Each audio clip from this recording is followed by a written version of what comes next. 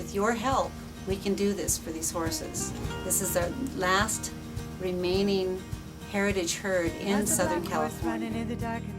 Hi, I'm Devin Camilleri, and I'm for years have known that the American Mustang has been in trouble. We have not managed them well. The BLM has not done so. The American public is unaware of their plight, and for over 10 years now I have wanted to make a film to share this information with the public. I'm Mandrayar of Darlin Entertainment. I tend to do films that have a important subject matter, and a good friend of mine, Devin Camilleri, approached me and asked me to help her with a documentary on the Mustangs. Being an avid horse woman, I immediately thought it would be a great idea to bring attention to their plight. Most people have no idea that there's even a wild herd of Mustang living in California left, and so I really feel it is important to bring this to the public's attention, that we need to preserve this heritage herd. Initially, we started our project in order to address the 33,000 Mustangs that are in BLM holding facilities and awaiting the decision of lawmakers whether or not they are to be destroyed or not, or returned to their native areas. We now have found a heritage herd right here in California, in San Diego County. My name is Kathleen Hayden, and my husband and I are the founders of the Coyote Canyon Caballos de Anza. The awareness is probably the greatest thing that we can do for our wild horses everywhere, because the American public simply has no clue as to how few of them are left on the public lands. According to the numbers, there are from 16 to 25,000 horses left on the public lands, which is less than 1% of the wildlife on our public lands, less than 1%. The evolution of the wild horse has produced an animal that can think and strategize, far smarter and capable of figuring out things on the land. You could put these horses in a junkyard and they will not panic and hurt themselves. I had the opportunity to attend the roundup in November of '08 at the Sulphur Springs Gather, and I went out on the gather and watched them bring them in with the helicopter. It's quite a skilled event. The helicopter locates the horses and he moves them towards an area where the trap pen is.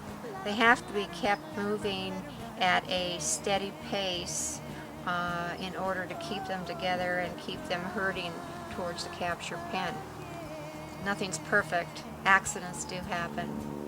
They load them from this pen into trailers. Now, keep in mind, these horses have just been gathered off of a range. Some of these horses are 25, 30 years old. Some of them are mares with brand new babies. The babies sometimes get trampled. Horses crowd each other.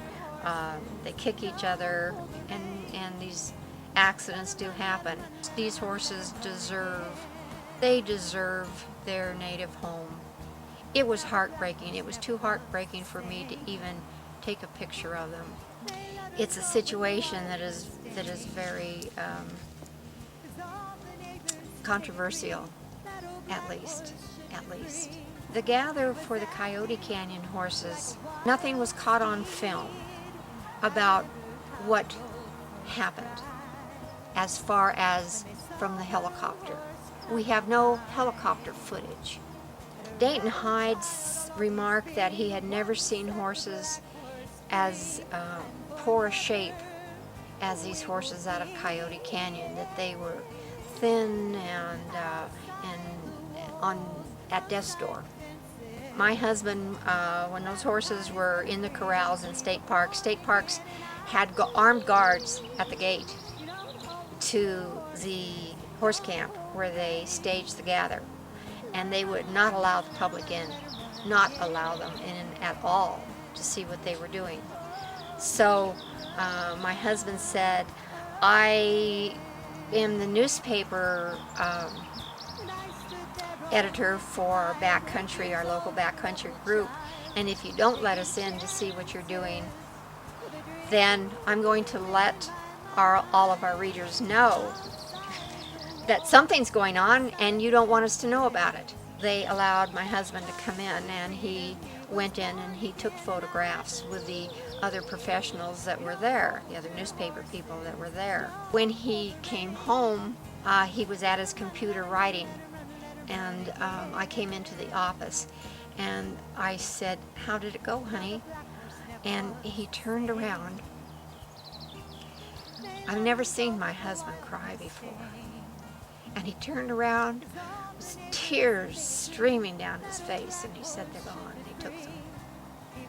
Therein lies a bit of a dilemma while the horses are in captivity, because they're in a small area of less than 10 acres. And they do get injured. They fight with each other.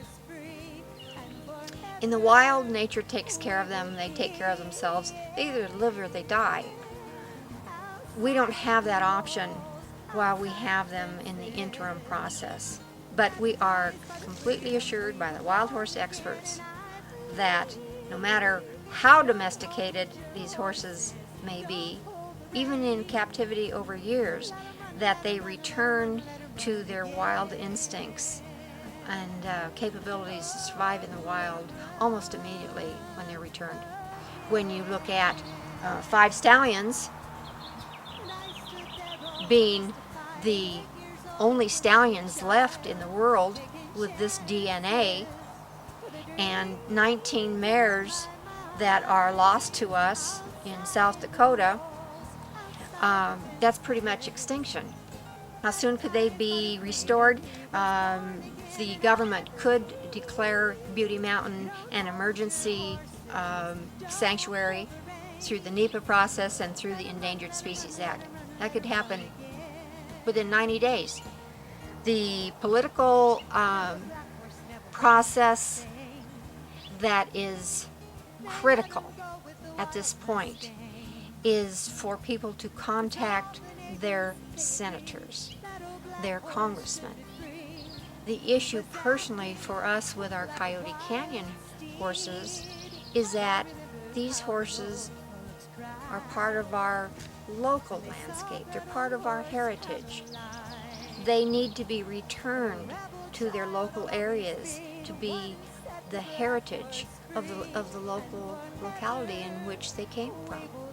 They have immediate needs. We had our first foal on April 4th, a little filly, and she is one of 12 foals coming. Donations and sponsorships from individuals as well as corporations can be tax deductible. So we're really excited that a local organization has stepped up to help us with this. Devin and I would like to make a compelling documentary that would bring worldwide attention to this plight facing the Mustangs, and specifically these horses right here in Southern California that need immediate attention. They need to be returned to their natural habitat so that they can be free once more. Right now they're in holding pens and pregnant, ready to foal any moment. In fact, one has already just had a foal, and they need to be returned to their natural environment. So we're hoping with your help that we can make this documentary and raise awareness so that more people will contact their local representatives and get this passed, that they will be able to go back to Beauty Mountain, to where they're from. And we just thank you, and we appreciate all the support we can get.